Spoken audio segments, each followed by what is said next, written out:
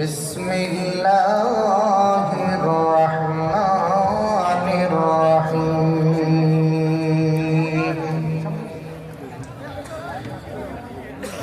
الذي خلق الموت والحياة ليبلوكم أيكم أحسن عملا وهو العزيز الغفور آمنت بالله। রাত অনেক গভীর। আমার ঘড়িতে এখন 11:37 বাজে, আপনাদের ঘড়িতে 2-1 মিনিট কম বেশি, অনেক রাত। আমরা লম্বা কথা বলবো না, সংক্ষিপ্তভাবে আপনার আমার কল্যাণে আসে, উপকারে আসে এরকম কিছু আলোকপাত করার চেষ্টা করবো ইনশাআল্লাহ। দারুল হাদিস সালাফিয়া মাদ্রাসার ছাত্রদের পাগড়ি প্রদান উপলক্ষে প্রথম বার্ষিকী এক বিশাল তাফসিরুল কোরআন মাহফিলের সুযোগ্য সম্মানিত সাহেবে সদার জনাব সভাপতি মাওলানা মোহাম্মদ আসিম উদ্দিন বারাকাল্লাহু তাআলা ফি হায়াতিহি ওয়া ইলমিহি ওয়া আমালিহি, সকলে পড়েন আল্লাহুম্মা আমিন। অনুষ্ঠানের সম্মানিত প্রধান অতিথি আলহাজ সোহেল হাসনাইন কাইকোবাদ এবং ডক্টর মোহাম্মদ আতিক মুজাহিদ, আল্লাহ তাআলা তাদেরকে কবুল এবং মঞ্জুর করুন, সকলে পড়েন আল্লাহুম্মা আমিন। এতক্ষণ আলোচনা করে ধন্য করেছেন আপনাদের এলাকার কৃতি সন্তান বাগ্মী বিশিষ্ট আলেমে দ্বীন শেখ মাওলানা গোলাম রব্বানী বিন আবুল হোসেন বারাকাল্লাহু তাআলা ফি হায়াতিহি ওয়া ইলমিহি ওয়া আমালিহি, সকলে পড়ি আল্লাহুম্মা আমিন। এতক্ষণ আলোচনা করতেছিলেন মাওলানা আবু সালে, আমার প্রিয় ভাইকেও আল্লাহ তাআলা কবুল করুন, পড়েন আমিন। সর্বস্তরের উপস্থিতি, মঞ্চপ্রবিষ্ট হযরত উলামায়ে ইকরাম, জাতির শ্রেষ্ঠ সন্তান, প্রিয় ছাত্র বন্ধুগণ, সমবয়সী যুবক বন্ধুগণ, স্নেহের কচিকাচারা, আমার মুরব্বী বাবাজিরা, বয়োবৃদ্ধ কষ্ট করে মাহফিলে এসেছেন অনেক বাবাজি এবং মা এবং ভগ্নীগণ, আল্লাহ সুবহানাহু ওয়া তাআলা সকলকে কবুল করুন, পড়েন আমিন। সর্বপ্রথমে সেই মহান মুনিবের দরবারে লাখো কোটি শুকর এবং সুজুদ পেশ করছি যে আল্লাহ সুবহানাহু ওয়া তাআলা আমাকে আপনাকে দয়া করে মায়া করে ভালোবেসে দুনিয়ার যাবতীয় কর্মব্যস্ততা ত্যাগ করে আরামের ঘুমকে হারাম করে দিয়ে আমরা এই জান্নাতের বাগিচায় উপস্থিত হতে পেরেছি। যেই মহান প্রভু আমাদেরকে সেই সুযোগ করে দিয়েছেন, সেই রবের দরবারে একবার শুকরিয়া তান আলহামদুলিল্লাহ পড়া যায় কিনা? আর একটু জোরে পড়েন আলহামদুলিল্লাহ। রব্বানা লাকাল হামদ হামদান কাসীরান তাইয়িবান মুবারাকান ফীহি। অতঃপর লক্ষ কোটি দরুদ ও সালাম বর্ষিত হোক সাইয়্যিদুল মুরসালিন খাতামুন নবিয়্যিন রহমাতুল লিল আলামিন, বিশ্ব মানবতার মহান শিক্ষক বিশ্বনবী মুহাম্মদুর রাসূলুল্লাহ সাল্লাল্লাহু আলাইহি সাল্লামের সাথে সাথে সেই ভাইদেরকে স্মরণ না করে পারছি না যারা বাংলাদেশ সহ তামাম বিশ্বের আনাচে কানাচে মানব মণ্ডলীর কর্ণকুহরে কোরআন এবং সহিহ সুন্নাহর বাণীগুলো পৌঁছে দেওয়ার লক্ষ্যে আপ্রাণ চেষ্টা করে চলেছেন, চলছেন, আগামীতে চলবেন। রব্বুল ইজ্জাত ওয়াল জালাল যেন তাদের প্রত্যেককে কবুল এবং মঞ্জুর করে নিন, সকলে পড়ি আল্লাহুম্মা আমিন।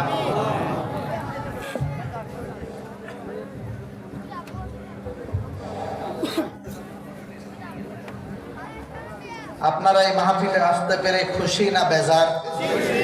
কম না বেশি? যারা খুশি একবার জোরে পড়েন তো আলহামদুলিল্লাহ। আলহামদুলিল্লাহ তামলাউল মিজান। وقال النبي الأمين صلى الله عليه وسلم الحمد لله تملأ ما بين السماوات والأرض। আলহামদুলিল্লাহ পড়লে যে সওয়াব হয়, রাসূল বলেন এই সওয়াব দ্বারা মিজানের পাল্লা পরিপূর্ণ করতে সম্ভব। এক আলহামদুলিল্লাহর সওয়াব।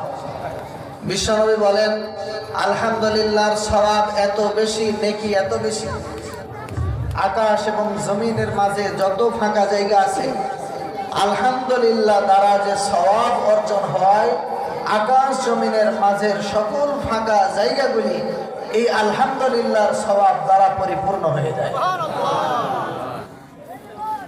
তাহলে আরেকবার পড়া যাবে না আলহামদুলিল্লাহ? আলোচনা সংক্ষিপ্ত হবে, রাত যেহেতু গভীর, কিন্তু আলোচনার শুরু এরকম যে দাঁড়ায় আছেন, দাঁড়ায় থাকলে আলোচনা হবে না। এখানে তো মানুষ ফাঁকা আছে, এমন না যে জায়গা নেই। ওই যে সামনেই যারা দাঁড়ায় রয়েছে, হয় চলে যেতে হবে, নাহলে বসে যেতে হবে। 10 জন থাকলে 10 জনকে না আধা ঘন্টা কথা বলবে। দুষ্ট গরুর চাইতে স্বর্ণ গোয়াল ভালো, এই কথাটা আপনাদের দিকে বলে না? বলে না? হ্যাঁ, এই জন্যই দাঁড়িয়ে থাকার দরকার নাই। দাঁড়িয়ে থাকলে চলে যান প্রয়োজনে, কোনো সমস্যা নাই। মাহফিলের সফলতা নির্ভর করে না যেখানে লাখ লাখ মানুষ হয়েছে, না। এই মাহফিল করে কালকে ফজরের সালাতে একজন মুসাল্লি বাড়ছে। কতজন বললাম? একজন। এটাই মাহফিলের জন্য যথেষ্ট। সংখ্যা দরকার নাই, কোয়ান্টিটি দরকার নাই, কোয়ালিটি দরকার। এই জন্য খুব সংক্ষিপ্ত কথা হবে, দিলের গান লাগাইয়া, মজার চলে না, দিলের গান লাগাইয়া মন দিয়ে শুনে কালকে আমল করার চেষ্টা। মাদ্রাসার যেহেতু মাহফিল, মাদ্রাসা কেন্দ্রিক সংক্ষিপ্তভাবে কথা হবে। আলোচ্য বিষয় শিশুদেরকে ইসলামিক শিক্ষা দানে অভিভাবকদের ভূমিকা। আপনার ছেলেকে কিভাবে মানুষ করবেন, এই মানুষ করতে গিয়ে আপনার কি ভূমিকা, আপনার কি দায়িত্ব, আপনি বাবা হিসাবে কি করবেন, এই বিষয় নিয়ে কথা বলবো। যেহেতু প্রতিষ্ঠানের মাহফিল, আপনার ছেলেকে মাদ্রাসায় দিয়ে দিছেন, ছেলেকে স্কুলে দিয়ে দিছেন, ছেলেকে জন্ম দিয়ে দিছেন, তাহলে আপনি বাবা হিসাবে আপনার দায়িত্ব পালন করে ফেলেছেন, বিষয়টা এরকম নয়। আপনার কিছু দায়িত্ব আছে। আপনার দায়িত্বটা কি, এটা নিয়ে আমরা কথা বলবো। ভাই কোনো সমস্যা নেই? সমস্যা না? একটু তাহলে কষ্ট করে, একটু আমার কান পর্যন্ত আসছে তো।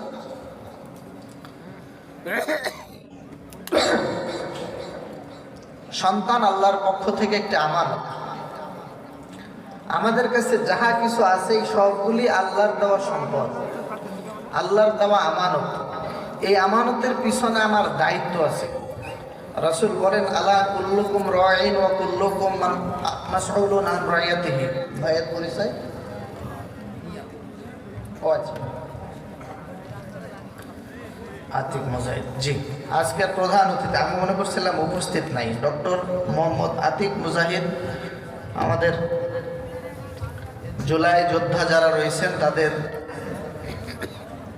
অগ্রসৈনিক, অন্যতম অগ্রসৈনিক। এনসিপি থেকে উনি কুড়িগ্রাম 2 আসনে এমপি প্রার্থী।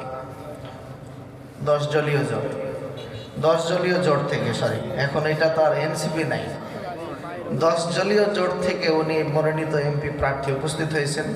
আল্লাহ তাআলা বারাকাল্লাহু তাআলা ফি হায়াতিহি, পড়েন আল্লাহুম্মা আমিন। দেশের জন্য আল্লাহ তাকে কবুল করুন, জনগণের খেদমত করার আল্লাহ যেন তৌফিক দান করুন, পড়েন আল্লাহুম্মা আমিন। যেটি বলছিলাম, রাসূল বলেন, আলা কুল্লুকুম রাঈন ওয়া কুল্লুকুম মাসউলুন আন রাইয়াতিহি। তোমরা প্রত্যেকেই দায়িত্বশীল, তোমাদের প্রত্যেকেই তোমাদের দায়িত্ব সম্পর্কে জিজ্ঞাসিত হবা, তোমাদেরকে জিজ্ঞাসা করা হবে। খাও দাও ফুর্তি করো, দুনিয়াটা মস্ত বড় এরকম নয়, বরং দুনিয়াটা খুব ছোট। আপনাদের রুমে যখন বসেছিলাম, দ্বিতীয় বক্তা বলছে, এই কয়েকদিন আগে আমরা রাজশাহী বিভাগের অন্তর্ভুক্ত ছিলাম। তখন আমার প্রিয় ভাই, ওই যে গোলাম রব্বানী ভাই, উনি বলতেছেন কিছুদিন আগে না, 1 যুগ পার হয়ে গেছে। 12 সালে রংপুর সিটি কর্পোরেশন গঠন হয়েছে, দেখতে দেখতেই কয়েকদিন পার হয়ে গেছে। যারা মুরব্বী আছে দাড়ি পাক ধরছে। আজকে যখন আমি দাড়ি আঁচড়াইতেছিলাম, দেখি আমার এখানে 2টা দাড়ি পাক ধরছে।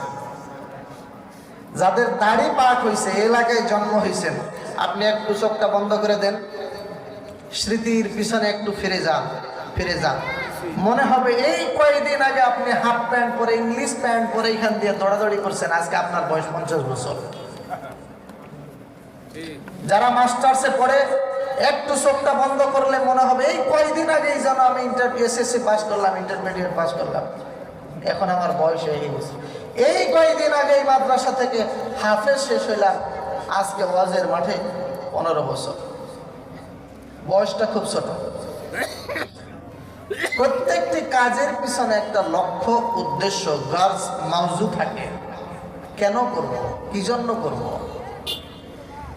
নির্ধারিত সময়, লক্ষ্য, উদ্দেশ্য থাকে। আল্লাহ যে আমাকে আপনাকে বানাইছেন, একটা লক্ষ্য উদ্দেশ্য আছে না? আমার জীবন এবং মরণের এই ব্যাপ্তিকাল, টাইম অফ ডিউরেশন, একটা সীমারেখা দিয়ে দিয়েছেন। আপনি এই দিনে আসবেন, এই দিনে চলে যাবেন। এই টাইমের ব্যাপ্তিকালটা আবার খুব ছোট। 50 বছর, 60 বছর, 30 বছর, 40 বছর জীবন শেষ। আমাদের রংপুরের আবু সাইদ ভাই কতদিন বাঁচছে বলেন? হাদি ভাই কয়দিন বাঁচছে? আপনার বাবা দাদা, এই তো কয়দিন আগে আপনার বাবার কাঁধে আপনি চড়ে মিষ্টির দোকানে গেছেন, এখন চিন্তা করতেছেন আপনার বাবার মারা যাওয়াই হয়ে গেছে 20 বছর। জীবনের সময়ের ব্যাপ্তিকালটা খুব ছোট। আল্লাহ দায়িত্ব কিছু দিয়েছেন। আল্লাহ রাব্বুল আলামিন কোরআন মাজিদের মধ্যে বলেন, 29 নম্বর পারা, প্রথম পৃষ্ঠা, 2 নম্বর আয়াত, সূরার নাম সূরা আল-মুলক। আল্লাহ বলেন, আল্লাযী খালাকাল মাউতা ওয়াল হায়াতা লিয়াবলুয়াকুম আইয়ুকুম আহসানু আমালা ওয়া হুয়াল আজিজুল গফুর। আল্লাহ বলেন, আল্লাযী খালাকাল মাউতা ওয়াল হায়াতা, তিনি সেই সত্তা যিনি মরণ বানাইলেন, ওয়াল হায়াতা, জীবন বানাইলেন। আল্লাহ আয়াতের মধ্যে মরণের কথা আগে বললেন, এরপরে বললেন ওয়াল হায়াতা, জীবন বানাইলেন।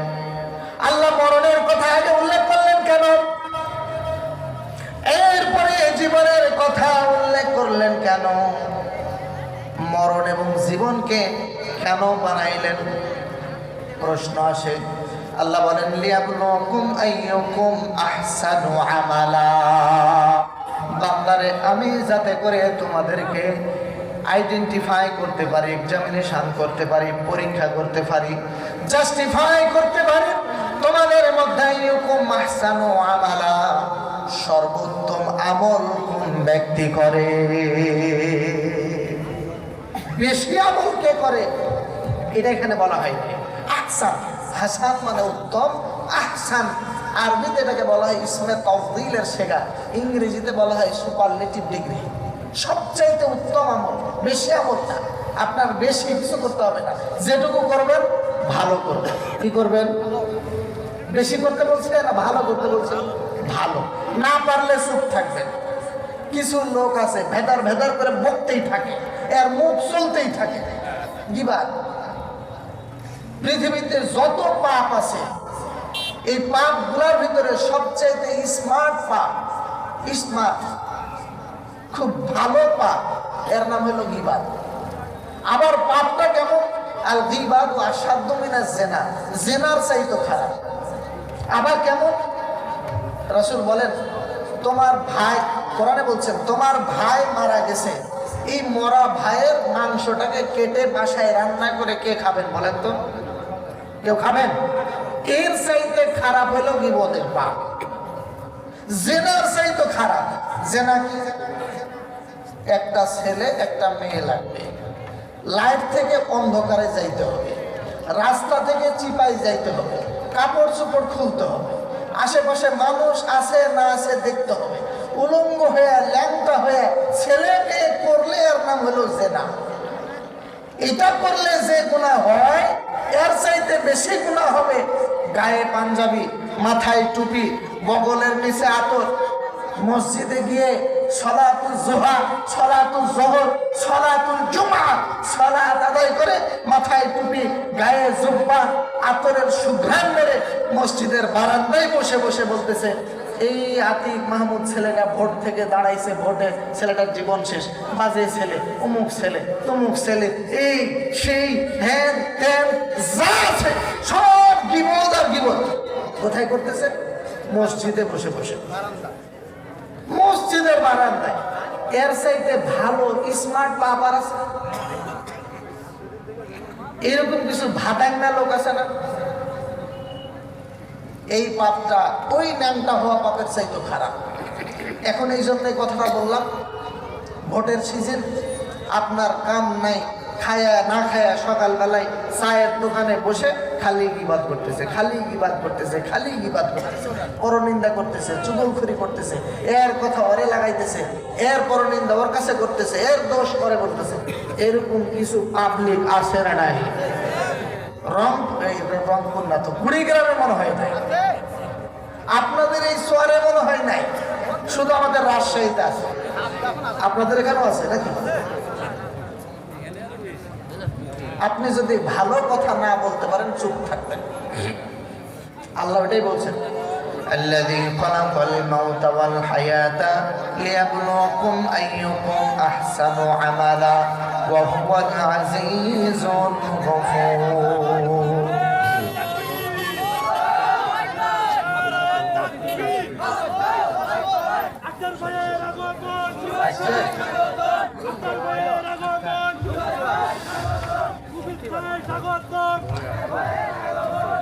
বন্ধুগণ আমার এদিকে তাকান, থেমে যাবে। স্লোগান দিচ্ছেন কারা ভাই?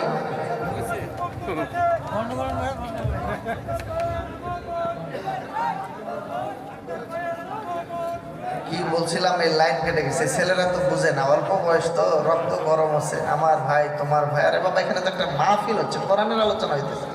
ওরা যখন স্লোগান দিছিল আমি তখন কোরআনের আয়াত পড়ি। কোরআনের একটা আয়াত শুনে মনে পড়লো, একদিন ট্রেনের ভিতরে যাইতেছিলাম, এক ভদ্রলোক আমার পাশের সিটে বসা। তো ভদ্রলোক এমন মানুষ, আমার গায়ে জুব্বা আছে, মাথায় টুপি আছে, এরপরে আমাকে বলতেছে, আরে মুসলিম, আপনি কি মুসলিম? আমি বললাম জি মুসলিম। ইংরেজিতে এভাবেই বলছে। এরপরে বলছে যে বলেন তো, এই যে ট্রেনে যে কোরআন তেলাওয়াত হচ্ছে, ট্রেন শুরুর আগে কোরআন তেলাওয়াত হয় না? কোরআন বাজতেছে, তো কোরআনে একটা আয়াত আছে, ওয়াইদা কুরিয়াল কোরআন ফাসতামিউ লাহু ওয়া আনসিতু লাআল্লাকুম তুরহামুন। ওয়াইদা কুরিয়াল কোরআন, যখন তোমাদের সামনে কোরআন তেলাওয়াত করা হয়, ফাসতামিউ লাহু, তোমরা চুপ করে শোনো, ওয়া আনসিতু, দিলের কান লাগায় শোনো, হট্টগোল করবা না, আওয়াজ করবা না, চিল্লাচিল্লি করবা না, মারামারি ঠেলাঠেলি করবা না, স্লোগান দিবা না, আওয়াজ দিবা না। ওয়াইদা কুরিয়াল কোরআনু ফাসতামিউ লাহু ওয়া আনসিতু, যদি তোমরা চুপ করে শোনো, ওয়া আনসিতু, দিলের কান লাগায় শোনো, লাআল্লাকুম তুরহামুন, হয়তোবা আল্লাহ চুপ করে কোরআন শোনার বদৌলতে আল্লাহ তোমাদের উপরে রহমত নাজিল করবে। ওই ব্যক্তি বলে, ভাই মুসলিম সংখ্যাগরিষ্ঠ দেশ বাংলাদেশ বলে রেলের ভিতরে কোরআন মাজিদ তেলাওয়াত হয়, এইদিকে ঠেলাঠেলি কুতাকুতি হয়, আমার সিটটা কোনটা, কয় নাম্বার সিট, কেউ তো ভাই কোরআন শুনে না। কোরআন তেলাওয়াত হলে যে চুপ করে শুনতে হয় এটা আমরা জানি না, আমাদেরকে শেখানো হয়েছে কিনা তাও জানি না। ওই যে বললাম, নিজে ধর্মের নাম ইসলাম, কিন্তু আমরা ইসলাম নামের অর্থটাও জানি না। ইসলাম আত্মসমর্পণ করা। আমি যখন জিজ্ঞেস করলাম আপনারা কি বললেন? শান্তি। ইসলাম আসিলম, সিলম, সাল্লাম ইসাল্লিমু তাসলিম, আমি যে আপনাদেরকে সালাম দিলাম, আসসালাম হবে তাফাইলের মাসদার, তখন তার অর্থ হয় শান্তি। আমি আপনাদেরকে সালাম দিলাম, আসসালামু আলাইকুম ওয়া রাহমাতুল্লাহ, তখন এর অর্থ হইল তোমাদের উপরে শান্তি বর্ষিত হোক। এটাই যখন পাবে ইফআল থেকে, ভাবে তাফাইল থেকে ইফআলে চলে যাবে, তাবদীল হয়ে আল ইসলাম, তখন এর অর্থ হবে আত্মসমর্পণ করা। বুঝাইতে পারছি কথা? আত্মসমর্পণ করা। যিনি আত্মসমর্পণ করবেন তাকে আরবিতে বলা হয় মুসলিম। ফাইল এসে মুসলিম, মুসলিম। চলে যাবেন, বসেন বসেন।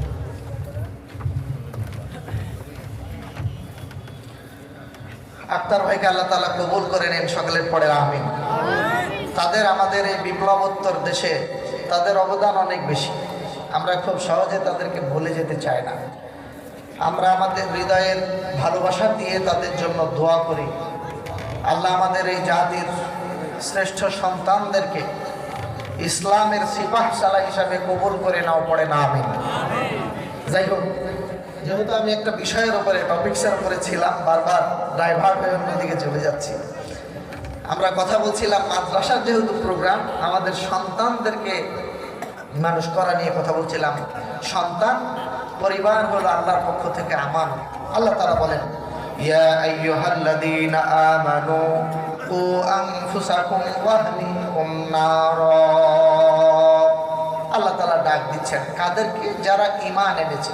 সারা পৃথিবীর সকল মুসলমানদেরকে না, এই সকল মানুষদেরকে না, যারা ঈমানদার, ঈমানের বলে বলিয়ান, যারা নিজেদেরকে মুমিন দাবি করে, ঈমানদার দাবি করে, তাদেরকে আল্লাহ ডাক দিচ্ছেন, ইয়া আইয়ুহাল্লাযীনা আমানু কু আনফুসাকুম ওয়া আহলিকুম নারা।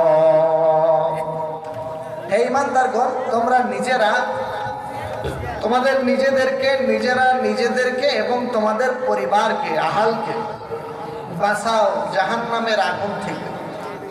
নিজে তোমরা বাঁচো, পরিবারকে জাহান্নামের আগুন থেকে বাঁচাও। পরিবারের সদস্য আমি, আমার সবচেয়ে কাছের আমার সন্তান। বাবা মায়ের মাধ্যমে আসছি। বাবা মা তো আমাকে মানুষ করেছেন। বাবা মায়ের দায়িত্ব নিয়ে আমরা কথা বলব। বাবা মায়ের দায়িত্ব নিয়ে কথা বলতে গেলে প্রথম বাবা মায়ের দায়িত্ব হলো আল্লাহ সুবহানাহু ওয়া তাআলা ছেলে এবং মেয়ে, একটা জোড়া আজওয়াজা, স্বামী এবং স্ত্রী, হাজব্যান্ড অ্যান্ড ওয়াইফ, দুইজনের মাধ্যমে, দুইজনের মিলিত হওয়ার মধ্য দিয়ে সন্তান দান করে থাকেন। সন্তান আসার পূর্বে বাবা এবং মায়ের একটা কাজ আছে। কাজটা কি? একটু আপনাদেরকে ইতিহাসের দিকে নিয়ে যাই। বলেন তো, আমাদের জাতির পিতার নাম কি? ইব্রাহিম আলাইহিস সালাম। তার সন্তান হয় না, বয়স হয়ে গেছে, বৃদ্ধ হয়ে গেছে। তিনি আল্লাহর কাছে দোয়া করতেছেন, রব্বি হাবলি মিনাস সলিহিন ফাবাশশারনাহু বিগুলামিন হালিম। আপনার সন্তান যখন না হবে তখন কার কাছে চাইবেন? নাকি পীরের কাছে, মাজারের কাছে, কবিরাজের কাছে তাবিজ ঝুলাবেন, অষ্টলাতর আংটি ঝুলাবেন? কার কাছে চাইবেন? আল্লাহর কাছে।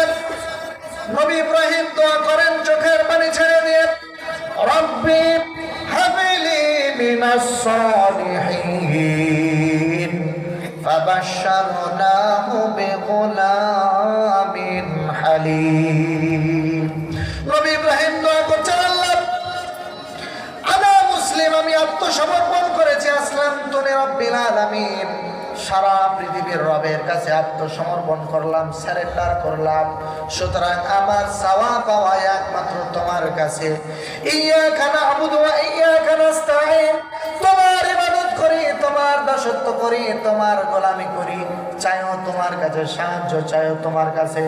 আয় রব, আমার সন্তান দরকার, তুমি আমাকে একটা সৎ সন্তান দান করো।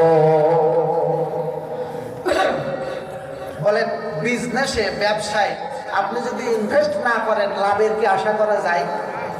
আপনি ছেলে হওয়ার আগে রব্বি হাবলি মিনাস সলিহিন, ভালো ছেলে দাও, আল্লাহর কাছে এই দোয়া যদি না করেন, ছেলে বড় হয়ে আপনার জন্য কেন দোয়া করবে বলেন তো?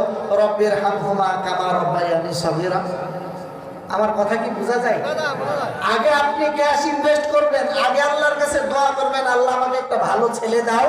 তাইলে আল্লাহ এমন ছেলে দিবেন, যেই ছেলে আপনার জন্য দোয়া করবে, রব্বির হামহুমা কামা রাব্বায়ানি সগীরা। কথা বুঝাইতে পারছি কিনা? আপনি সেই দোয়া করেন নাই। বাচ্চা পেটে, মা রাত দিন হিন্দি সিরিয়াল দেখে, আর বাবা রাত দিন বাড়ির ভিতরে গান বাজনা, মদ আর ইত্যাদি যত ধরনের আকাম কুকাম সব আছে। এই ছেলে বড় হয়ে কি হবে বলেন? এই ছেলে বড় হয়ে কি হবে? বাবা মা যদি হয় হাদি ভাইয়ের মায়ের মতো, বাবার মতো, ওসমান গাজী, বাবার নাম হাদি, ছেলে এমন, ছেলের নাম নাই, বাবার নাম ভাইরাল হয়ে গেছে। উসমান গাজীর বাবার নাম কি জানেন? হাদি। ছেলের নাম গাজী। এখন ছেলেরে ডাকে হাদি বলে। ছেলে বাবার নাম এমন ভাবে রোশন করেছে, বাবার নামটাই ছেলের নাম হয়ে গেছে। বাবা দোয়া করেছেন, রব্বি হাবলি মিনাস সালিহিন।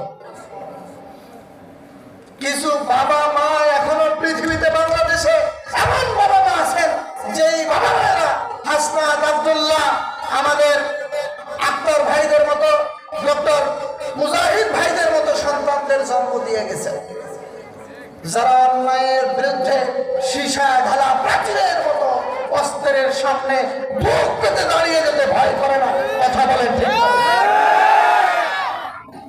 আর এখনকার ছেলে বাপ ওরকম, ছেলের গাল ভাঙা করে, রাতের বেলায় রাস্তা দিয়ে হেঁটে যায়, আল্লাহু আকবার, নামাজ কালাম রোজা তো দূরের কথা, কি যেন একটা রঙের পানি খায়, গাছের সঙ্গে ধাক্কা লেগে বলে প্লিজ ভাই সাইড দেন। রাতের বেলায় বাড়িতে বউকে যায় বলে আম্মা এত লাগে সময় গেট খুলতে, হুঁশ থাকে না। শিক্ষা দীক্ষা নাই। আপনারা সৌভাগ্যবান, আপনার বাড়ির পাশে মানুষ তৈরির একটা কারখানা তৈরি হয়েছে, যার নাম দারুল হাদিস সালাফিয়া। আপনারা সৌভাগ্যবান, আপনার বাড়ির পাশে মানুষ তৈরির একটি কারখানা তৈরি হয়েছে। আখ পিলে আখ দিলে, সুগার ক্যান্ডি দিলে চিনি তৈরি হয়। এই কারখানাতে ছেলে দিলে মানুষ তৈরি হয়। খালি হাত পা থাকলেই তারে মানুষ বলা যায় না, শাড়ি পরলেই তারে মহিলা বলা যায় না। আমি কি কথা বুঝাইতে পারছি? মানুষের মতো দেখতে হলেই তারে মানুষ বলা যায় না। শয়তান মানুষের ভিতর থেকেও আছে, এটা জানেন না? জানেন না? শয়তান দুই ধরনের। সূরা নাস খুলে দেখেন, পড়েন, কুল আউযু বিরাব্বিন নাস, মালিকিন নাস, ইলাহিন নাস, মিন শাররিল ওয়াসওয়াসিল খান্নাস আল্লাযী ইউওয়াসওয়িসু ফি সুদুরিন নাস মিনাল জিন্নাতি ওয়ান নাস। আল্লাহর কাছে পানাহ চাইতেছেন, আল্লাহ আমাকে শয়তানের ওয়াসওয়াসা থেকে বাঁচাও। কোন শয়তান? মিনাল জিন্নাতি ওয়ান নাস। এক শয়তান হলো জিন, আর এক শয়তান হলো বোমায়া মানুষ। কিছু ভাইয়েরা আছে মানুষ রূপী মানুষ, পেশাবখানায় যায়, গিয়ে আর বসতে পারে না, দাঁড়াইয়া পেশাব করে। এক ধরনের প্যান্ট পরে, এই প্যান্টের নাম হলো জিন্স প্যান্ট। এই বাঁকা হইতে পারে না, সোজা হয়ে দাঁড়ায় পেশাব করে, মুখের ভিতরে আগরবাতি ফালেকে, উপর দিয়ে ফু মারে, নিচ দিয়ে পানি বের হয়। আবার লেখা থাকে স্বাদে গন্ধে অতুলনীয়, বাথরুমে বসে খায়। এরকম জঘন্য মানুষ আছে না নাই? আপনাকে সন্তানের দায়িত্ব দেওয়া হয়েছে। সন্তান যখন মায়ের পেটের কাছে, আপনি দোয়া করবেন, বাচ্চার বয়স যখন মায়ের পেটে 4 মাস 10 দিন, 120 দিন। কয় নম্বর দিন? 120 দিন। আল্লাহ তাআলা হাদিসে কুদসির মধ্যে বলছেন, ইরসিলু আলাইহিমুল মালাক, তখন একজন ফেরেশতাকে ওই মায়ের কাছে পাঠিয়ে দেওয়া হয়। আপনাদের এই জায়গাটার নাম কি? সর বিদ্যানন্দ নাকি? মনে করেন সর বিদ্যানন্দর ফাতেমা নামে একজন মা প্রেগনেন্ট হয়ে আছে, বাচ্চা পেটে তার আজকে 120 নম্বর দিন। আল্লাহ আকাশ থেকে ফেরেশতা পাঠায়, ফেরেশতাকে 2টা দায়িত্ব দেয়। কয়টা দায়িত্ব? 2টা দায়িত্ব। 1 নাম্বার বেকাতবে রিজকিহি, তার রিজিকটাকে লিখে দাও। 3টা, সরি, বেকাতবে রিজকিহি, তার রিজিকটা লিখে দাও। এরপরে বেকাতবে আমালিহি, তার আমলটা লিখে দাও, সে কি কি কাজ করবে। এরপরে হলো বেকাতবে আজলিহি, কতদিন পৃথিবীতে বাঁচবে, তার আয়ু কালটা লিখে দাও। কয়টা জিনিস? 3টা। সে কি খাবে, রিজিক লিখে দাও। এরপরে তার জীবন কালটা লিখে দাও, তার আমলটা লিখে দাও। আমলটা হলো সে শাকিয়িন আও সাঈদিন, সৌভাগ্যবান হবে না হতভাগা, কপাল পোড়া, দুর্ভাগা হবে। এইরকম তার ভাগ্যটাকে লিপিবদ্ধ করে দাও। কত নাম্বার দিনে? 120 নাম্বার দিনে। আপনার বইয়ের পেটে বাচ্চা, আপনি ওই বাচ্চার বাবা, দিন নাম্বার চলছে 120। আপনার স্ত্রী ওই সময়ে হিন্দি সিরিয়াল টেলিভিশনে বসে দেখতেছে, আর আপনি আর একদিকে মুখ ঘুরে মোবাইলের ভিতরে হিন্দি সিনেমা দেখতেছেন। ফেরেশতা ওই সময়ে আপনার সন্তানের পেটের ভিতরে ভাগ্য লিখতেছে। এবার ভাগ্যটা কি হবে বলেন তো? ভাগ্যটা কি হবে বলেন? আপনার ছেলে এবার হয়ে যাবে মাইকেল জ্যাকসন, আপনার ছেলে হয়ে যাবে মাইকেল জ্যাকসন।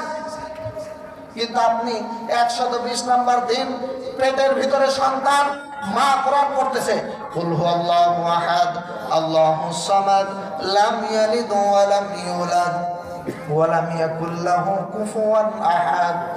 বাবা ফজরের সালাত আদায় করে যাই নামাজের ভিতরে দাঁড়ায় আল্লাহর কাছে দোয়া করতেছে, রব্বি হাবলি মিনাস সালিহিন। আল্লাহ গো কিছুই চাই না, আমার জীবনে তেমন কিছু দেও নাই, বাদ দিছো, যা দিছো তাতে আমি সন্তুষ্ট।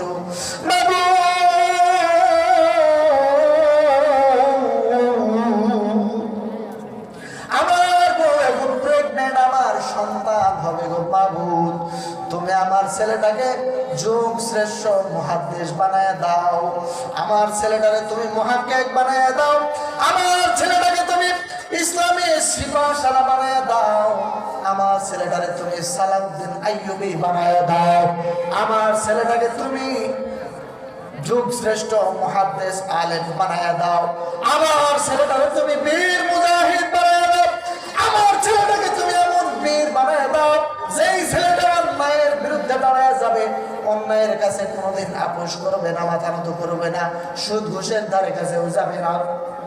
তুমি আমার সন্তানটারে তোমার জিম্মায় দিয়ে দিলা। আল্লাহ কি দোয়া কবুল করতে পারে না? আল্লাহ তো আপনার দোয়ার জন্য বসে আছে ভাই। আল্লাহ বলেন উদউনি আস্তাজিব লাকুম। নবী বলেন দুনিয়ার জীবনে যখন রাতের একটা অংশ পার হয়ে যায়, আল্লাহ সামার দুনিয়ার আকাশে নেমে আসে বলেন, বান্দারে তোমার কার কি চাওয়া আছে আমার কাছে চাও, কেউ অসুস্থ আছে আমার কাছে চাও, আমি শেফা দান করব, কার রিজিক লাগবে আমাকে বলো, আমি রিজিক দান করব, কার কি অভাব কার কি সমস্যা আমাকে বলো, আমি তোমাকে দান করব।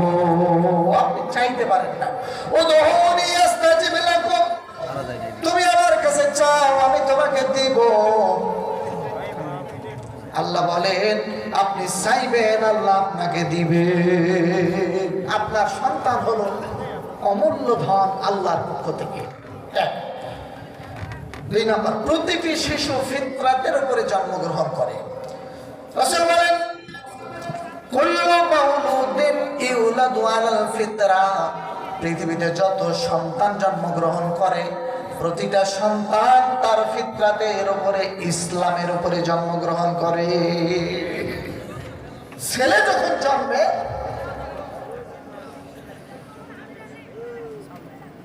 আচ্ছা